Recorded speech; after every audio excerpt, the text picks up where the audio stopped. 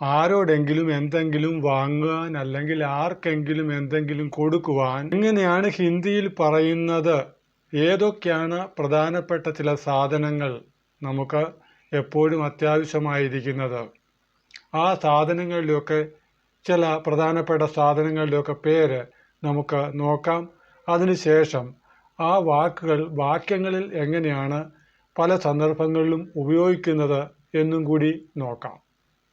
വെള്ളത്തിൽ നിന്ന് തന്നെ തുടങ്ങാം. വെള്ളത്തിന് പാനി, ആഹാരം ഖാന, ചോറ് ചാവൽ.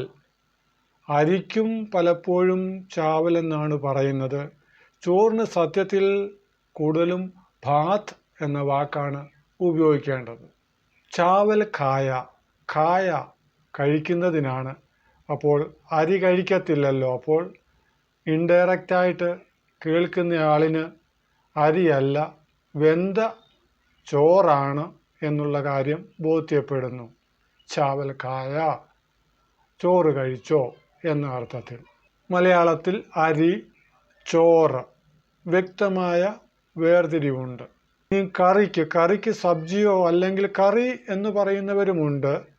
വെന്തതിനും പച്ചയ്ക്കും സബ്ജി എന്നും പറയാറുണ്ട്. പച്ചക്കറികളിൽ ചില പ്രധാനപ്പെട്ടവയുടെ പേര്, കിഴങ്ങ് വർഗ്ഗങ്ങളിൽപ്പെട്ടവയെക്കുറിച്ചൊക്കെ ഒന്ന് നോക്കാം. ആലു ഉരുളക്കിഴങ്ങിനാണ്, പ്യാജ് ഉള്ളിക്ക്, മിർച്ചി മുളക്, മുളകിൽ പച്ചയും ചുവപ്പുമുണ്ട്. ഹരിമിർച്ച് പച്ചമുളക്, ലാൽ മിർച്ച് എന്നാണ് ചുവന്ന മുളകിന് പറയുന്നത്. അദരക് ഇഞ്ചിയാണ്, ലസൂൺ വെളുത്തുള്ളി. കാബേജിന് പത്താ ഗോബി എന്നും കോളിഫ്ലവറിന് ഫൂൽ ഗോബി എന്നുമാണ് പറയുന്നത്. വെണ്ടയ്ക്കായ്ക്ക് ഭിണ്ടി. തക്കാളിയുടെ ശരിയായ പേര് വിലായതി ബേഗൺ എന്നാണെങ്കിലും ടമാറ്റർ എന്നാണ് മിക്കവാറും പറയാറ്. ഈ വാക്കുകളൊക്കെ അറിഞ്ഞിരുന്നാൽ, ഈ പേരുകളൊക്കെ ഓർത്തിരുന്നാൽ, ഹിന്ദി നാട്ടിലെങ്ങാനും പോയി നിൽക്കേണ്ടി വന്നാൽ ചില സാധനങ്ങളൊക്കെ മേടിച്ച് ഒരു ചോറും കറിയും ഒക്കെ വെക്കാം.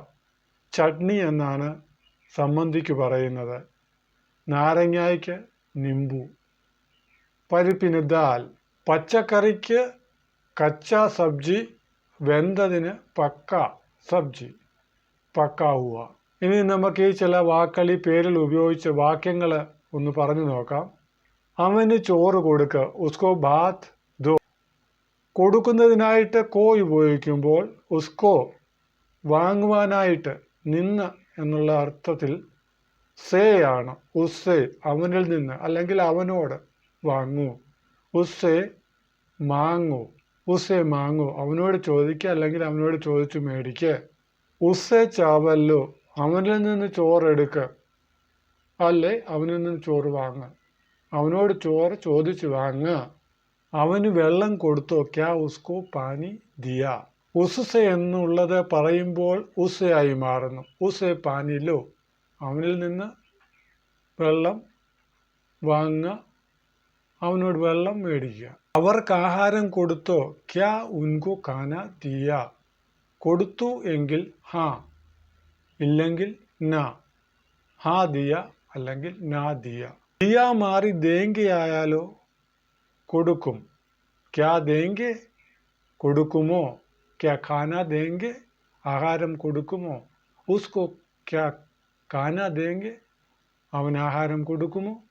ഹാ ദൂങ്ക എന്ന് പറഞ്ഞാൽ കൊടുക്കും എന്നാണ്. നഹി പറഞ്ഞാൽ ഇല്ല, നഹി ദൂങ്ക കൊടുക്കില്ല.